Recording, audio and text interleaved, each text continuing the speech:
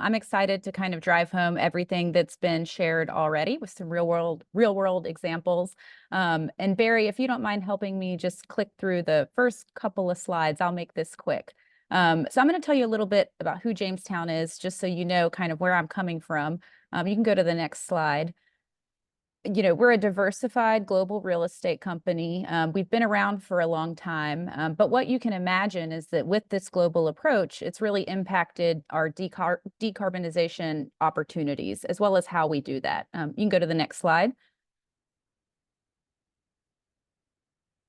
So we're thinking about these issues from our global portfolio, and I can tell you that our buildings in San Francisco have been some of the most exciting. You can go to the next slide.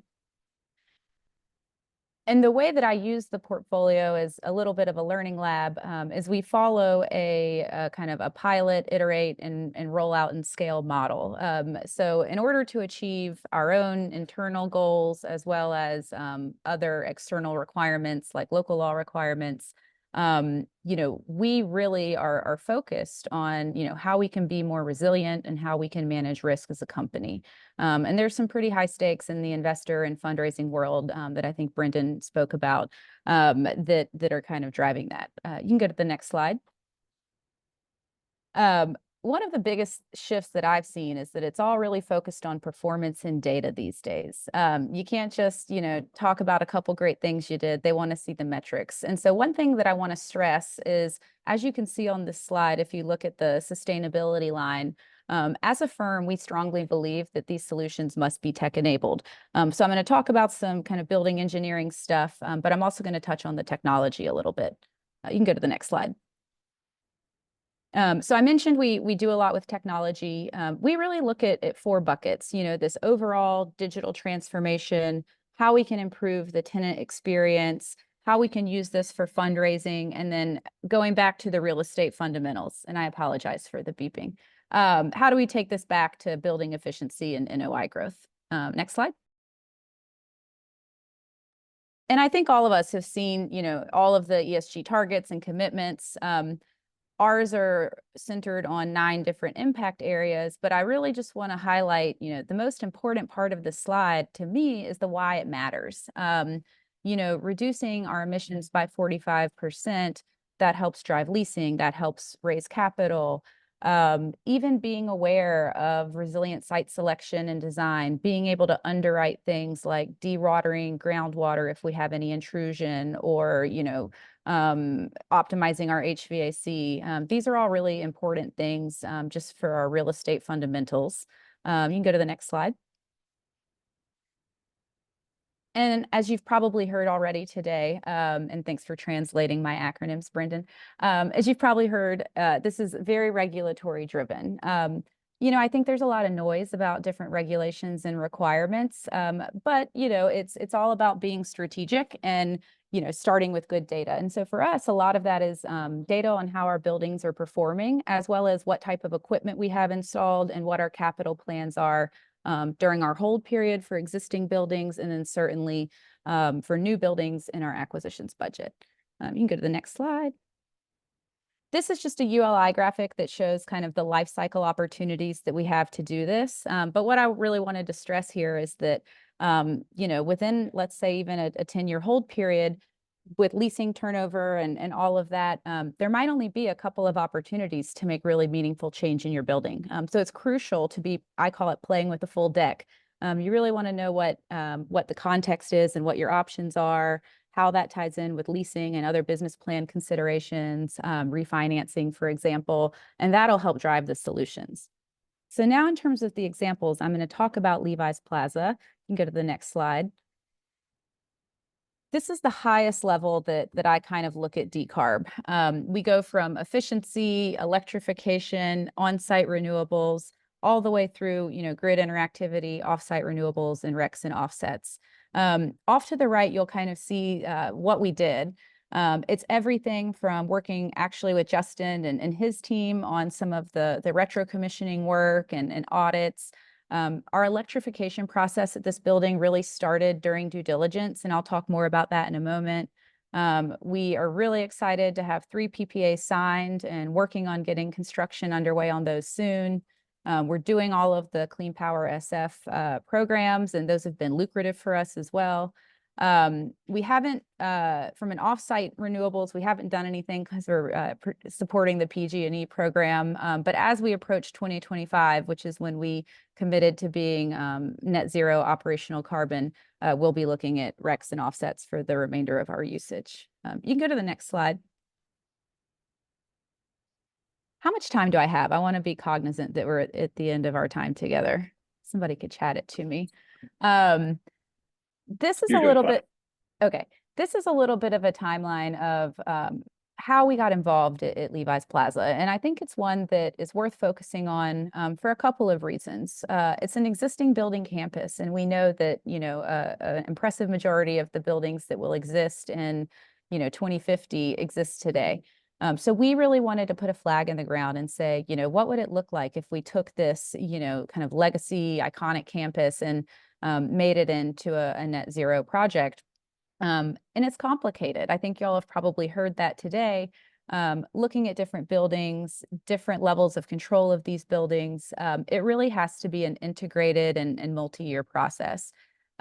We acquired this building in the late 2010s, and during our underwriting, we identified a couple of things. One of those was a huge HVAC replacement that would need to be done during our hold period. And, by identifying that cost and asking the question early on, what we would be able to do with that project and how we could maximize it from a carbon and efficiency perspective, we were able to really start that integrated planning process from the beginning.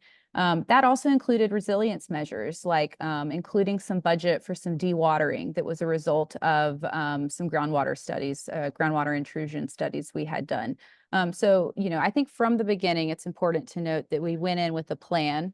And then as we looked at our leasing and our overall business plan, market feedback, that was really when our asset manager was motivated and said, if we want to be ready for the tenants that we want to recruit, we need to start looking seriously at this. So what you see on this map is just a little bit of the phasing for some of these projects. Each of these projects is a little bit unique, and I've got some photo slides that I can talk through.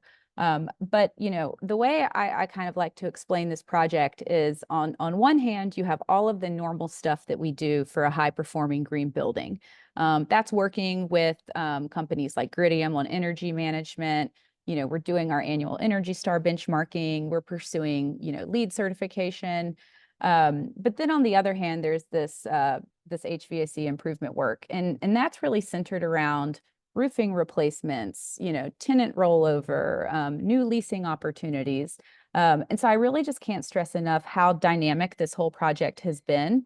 And how it has really involved everyone from leasing to our brokers, construction, and even getting really close with some of our consultants and partners. I've got a couple photos that I was going to go through to talk a little bit more detail about the process and some lessons learned, assuming that there's time for that, Barry. Let's see it. Great. So one of the key reminders is just the importance of equipment maintenance. We were able to save a lot of money and avoided having to upsize our electrical service by finding efficiencies elsewhere. But that won't do you any good if your equipment is not maintained. And so our engineer there, this building, who was fantastic, that was one of the things that he's always stressed. And I think, it's obviously great to reuse equipment when you can, but you've got to make sure that it's been properly maintained. You can go to the next slide.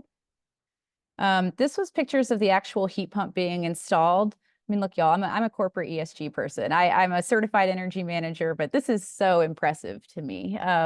And what I didn't necessarily have an appreciation for was just kind of the overall logistics of getting these things up on the roof, even in a relatively mild climate like San Francisco. You can go to the next slide. We ended up having to do some supplemental heating. We ended up, I believe, moving that to the roof because there was no other place for it. But again, it's like, I always joke, these buildings are alive. And so, it's not as simple as just dropping in new equipment. You've got to think about everyone that's going to be disturbed during that process. You can go to the next slide. And the structural implications. So the new heat pump required, I believe this was a water tank that required some extra bracing. But I think, again, I've said it already, but really working from a kind of full integrated perspective. So, making sure that, you're not planning on putting equipment somewhere where it's not going to fit or it can't be supported. Making sure that everyone along the way is kind of signing off and the whole plan lines up. So I think those were my only final takeaways from this particular project. But yeah, I would say overall, for us, this has been our first commitment to a net zero operational carbon building. It's really been our first large scale multi-building heat pump conversion. And we're effectively using this as a model for the rest of our portfolio. So we're learning along the way, and then certainly, whenever we can, talking about it and hearing the experience from others. So thanks for having me, and happy to take some questions. Thanks, Becca. Can we go back one slide? Just wanted to ask you one question, clarifying question. You mentioned the supplemental heating. Did I understand correctly that you were referring to temporary gas heating to bridge the gap while the heat pump was being installed? Exactly. So, obviously, with the chiller down, we weren't able to provide cool air through our outside air through our system. And so we essentially put it outside of the penthouse just while they were finishing the heating project for the building. Wow. Okay. Thank you. But it was in the same spot where the new equipment was going, so it couldn't stay. Gotcha.